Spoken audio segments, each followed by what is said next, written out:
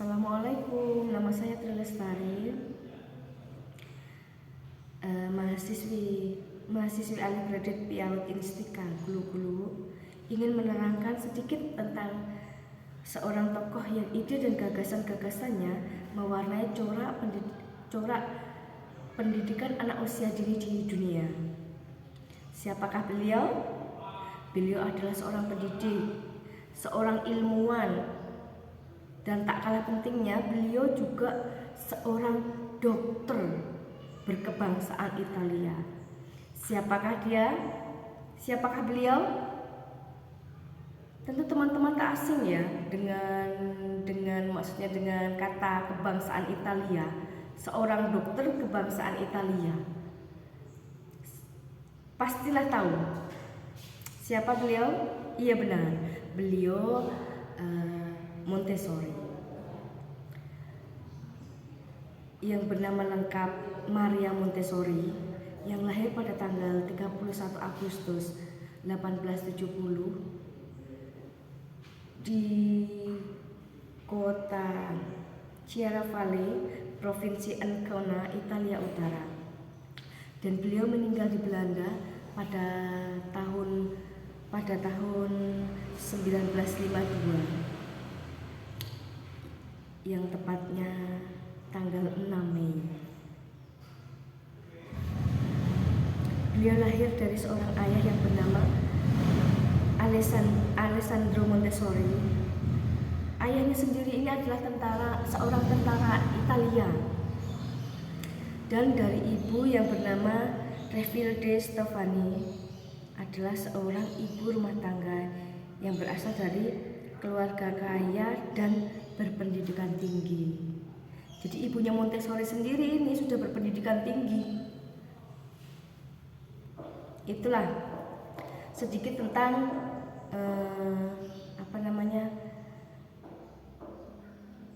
pengenalan tentang beliau, Maria Montessori.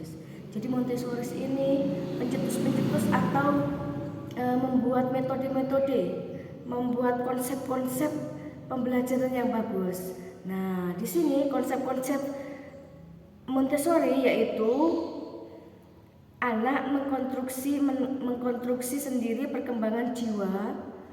Yang pertama yaitu anak mengkonstruksi sendiri perkembangan jiwanya, child's self construction. Dan yang kedua, masa-masa sensitif period. Dan yang ketiga, jiwa penyerapan, absorbent mind. Yang keempat, hukum-hukum perkembangan, the natural law governing the child's psychic growth. Nah, di sini Montessori yakin bahwa dalam tahun-tahun awal seorang anak mempunyai apa yang disebut sebagai sensitive period. Artinya selama masa-masa ini seorang anak atau seorang individu mudah menerima stimulus tertentu. Nah, pada masa-masa sensitif yang diungkapkan Montessori yaitu dari sejak lahir sampai usia 6 tahun. Mulai perkembangan dari lahir, dari 0 bulan sampai 3 tahun, pikirannya dapat menyerap pengalaman sensori. Jadi dari usia 0 bulan itu tahu meraba, memegang, baru bisa meraba, pengalamannya baru bisa sensori. Dan meningkat lagi pada usia 1,5 sampai 3 tahun perkembangan bahasa. Jadi sudah mulai dari usia ini anak sudah bisa mulai dirangsang untuk berbicara, maksudnya berkata mama, ayah, makan, minum, seperti itu. Di usia 1,5 sampai 4 tahun ini koordinasi dan pengembangan otot, minat pada benda-benda yang kecil. Sudah bisa menjemput, kita rangsang dengan menjemput, memindahkan benda yang kecil ke tempat yang lain, seperti itu ya. Untuk anak usia 2 sampai 4 tahun, peneguhan gerakan minat pada kebenaran dan realitas, menyadari urutan dalam waktu dan ruang. Ini usia 2 sampai 4 tahun. Kalau untuk usia 2,5 sampai 6 tahun, meneguhkan sensoris. Selanjutnya usia 3 sampai 6 tahun. Di usia 3 sampai 6 tahun ini, anak rawan pengaruh orang dewasa. Jadi harus benar-benar kita harus benar-benar menstimulus yang benar, menstimulus anak di usia ini yang benar-benar baik, yang benar-benar tepat, seperti itu. Di usia 3,5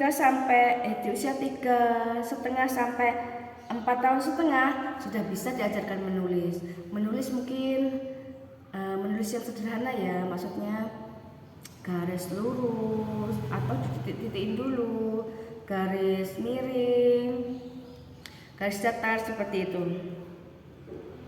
Untuk 4 sampai 4 tahun setengah, kepekaan indera. Jadi kepekaan indera melalui, mungkin bisa ya melalui video, melalui sentuhan, melalui semua inderanya. Kepekaan indera mereka. Jadi mendengar, melihat, meraba, dan lain sebagainya. Untuk yang anak usia 4,5 sampai 5 tahun setengah, kita sudah bisa mengajarkan baca. Jadi baca, kita sudah bisa mengajarkan baca seperti itu. Nah, untuk model kurikulumnya Montessori, teman-teman pasti sudah tahu ya. Sudah sering kita pakai, sudah sering kita combine-kan, kita pakai di sekolah-sekolah kita sendiri, yaitu model kurikulum pembelajaran Montessori itu menggabungkan anak dari berbagai usia dan kemampuan menjadi satu kelas.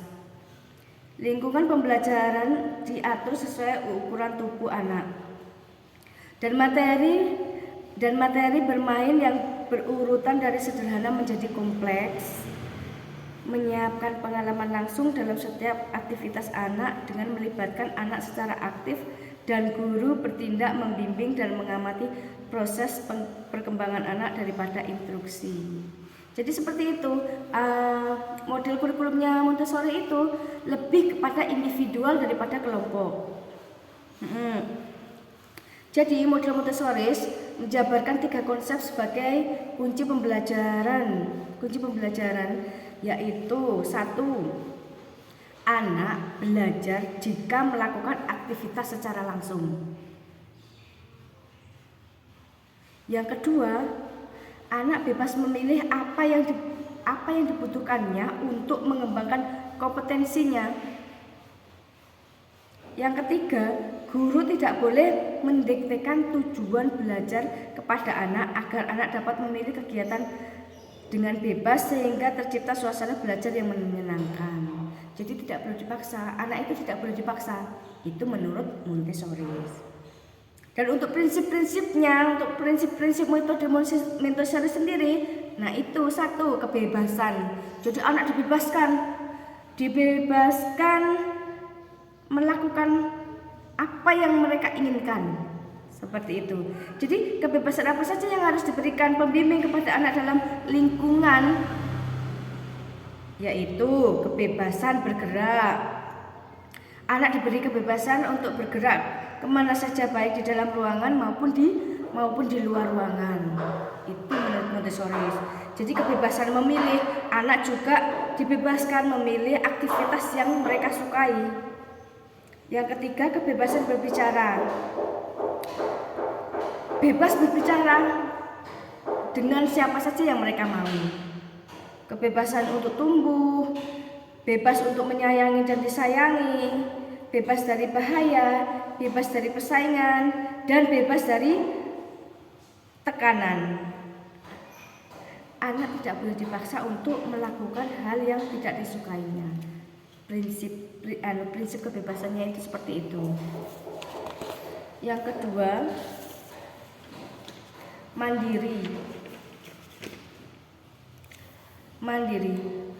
Mandiri ini jadi peran guru dan orang tua adalah sebagai fasilitator.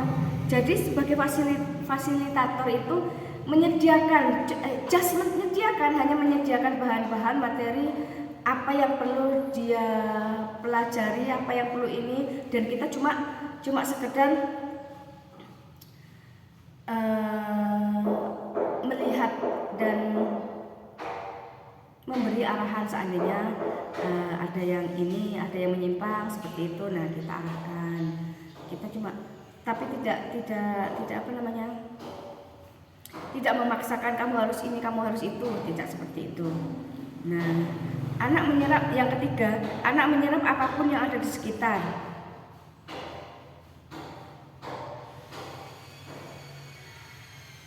Nah, ini membiarkan anak belajar dari lingkungan sekitar secara spontan. Ya, jadi secara otodidak kita membiarkan anak belajar sendiri dari lingkungan sekitarnya. Seperti itu. Yang keempat yaitu lingkungan belajar yang disesuaikan. Jadi kita, guru, menciptakan suasana belajar yang menyenangkan bagi anak. Yang kelima yaitu 5 periode penting dalam pembelajaran. 5 periode penting yaitu pertama, keteraturan, kecakapan sehari-hari atau kecakapan sehari-hari, keteraturan atau kecakapan sehari-hari. Yang kedua, bahasa. Yang ketiga, matematika. Yang keempat, sensorial dan motorik. Yang kelima, sosial dan emosional. Nah, di sini juga ada ciri-ciri pembelajaran Montessori itu apa saja sih? Nah, ciri-ciri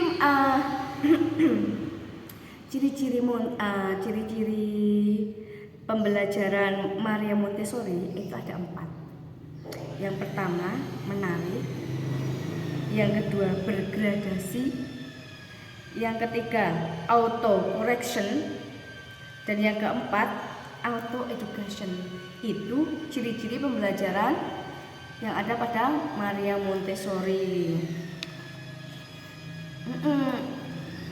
Apa sih kegunaannya? Maksudnya apa sih? Tujuan metodenya Montessori itu apa sih?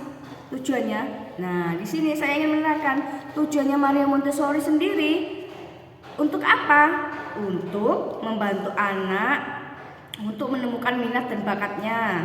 1. Yang kedua, mengembangkan potensi kognitif, emosional, sosial, dan motorik anak secara menyeluruh. Dan yang ketiga, yaitu meningkatkan kepercayaan diri, kreativitas, rasa empati, dan ketertarikan dalam mempelajari hal-hal yang baru. Nah, itu tujuannya Maria Montessori. Baik kan beliau? Tapi teman-teman, ada kelebihan dan kekurangan. Ada kelebihan dan kekurangan metode Maria Montessori. Ayo, apa kelebihan dan kekurangannya? Teman-teman tahu nggak? Ya. Jadi kelebihan metodenya Maria Montessori adalah mengajarkan anak untuk mandiri. Itu kelebihannya. Mengembangkan kemampuan bersosialisasi, membantu anak dalam menentukan potensi tersembunyi yang ada pada dirinya, serta menumbuhkan rasa percaya diri. Itu kelebihannya. Akan tetapi biasanya kalau ada kelebihan pasti ada kekurangan juga ya.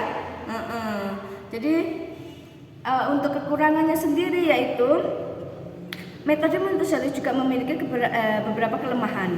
Dikarenakan anak diberi kebebasan dalam belajar, maka guru dan orang tua akan sulit menentukan standar penilaian untuk mereka.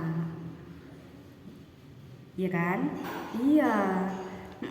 Selain itu, sekolah yang menerapkan metode Montessori mungkin lebih mahal daripada sekolah-sekolah biasa. Ya benar nggak? Benar ya? Iya. Cukup sekian dari saya pembahasan tentang Maria Montessori. Kurangnya banyak sekali. Saya mohon maaf yang sebesar-besarnya. Wabillahi taufiq wal hidayah. Wassalamualaikum warahmatullahi wabarakatuh.